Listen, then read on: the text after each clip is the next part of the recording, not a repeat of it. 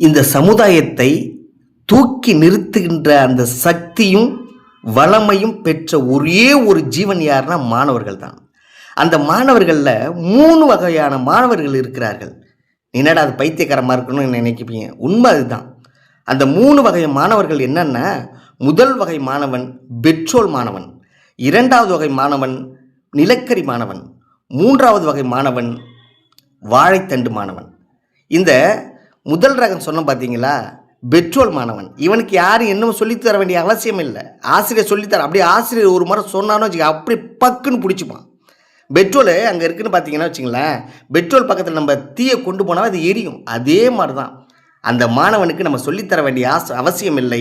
அப்படியே சொல்லி கொடுத்தா கூட அவன் அப்படியே டக்குன்னு பிக்கப் பண்ணி வாழ்க்கையில் முன்னேறி கண்டிப்பாக அவன் இந்தியாவில் இருக்க மாட்டான். உலக நாடுகளில் எங்கேயோ ஒரு நாட்டுக்கு போய் சந்தோஷமாக வாழ்வான். 2வது வகை இருக்கான் பார்த்தியா, நிலக்கரி.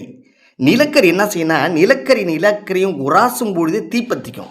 இல்லைன்னா அந்த நிலக்கரியை நம்ம கொஞ்சோண்டு தீ மூட்டினா போதும், அது அணையவே அணையாது. அந்த மாதிரி 2வது வகை மாணவர்கள், அவர்களுக்கு ஆசிரியர் கொஞ்சமாக சொல்லி கொடுத்தா போதும், அவன் பிக்கப் பண்ணி வாழ்க்கையில் எங்கேயோ போயிடுவான். ஆனால் 3வது வகை இருக்கான் பார்த்தீங்களா, இவன் தான் வாழைத்தண்டு மாணவன். எதை பற்றியும் கவலைப்பட மாட்டான், படிப்பை தூக்கி எறிவான். அவனுக்கு தேவை என்னன்னா, அவன் தான் பெரிய ஹீரோ.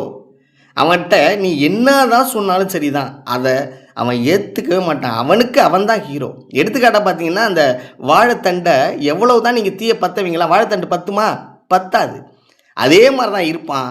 ஆனால் அவன் மதிப்பெண் குறைவாக எடுத்தாலும் கூட நாளைய உலகில் மரியாதை இருப்பவன் அவன் தான். ஏன்னு கேட்டிங்கன்னா, அவன் தான் நாளைக்கு ஒரு ஆட்டோ டிரைவராக இருப்பான், பஸ்ஸு டிரைவராக இருப்பான், சிஎம்மாக இருப்பான், பிஎம்மாக இருப்பான்.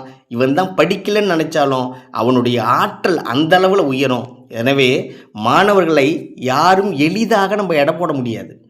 இப்போ படிக்கிறான், 10வது படிக்கிறான், மார்க்கு கம்மியாக இருக்குது, 12வது படிக்கிறான், மார்க் கம்மியாக இருக்குது, அதை வச்சு மட்டும் நீங்கள் எடை போட்டுறாதீங்க.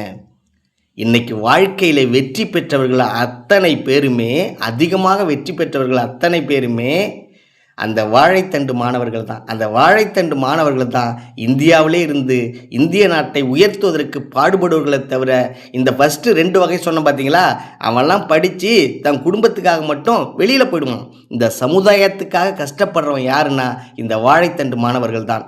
நன்றி, வணக்கம். Don't forget to subscribe, then like and share.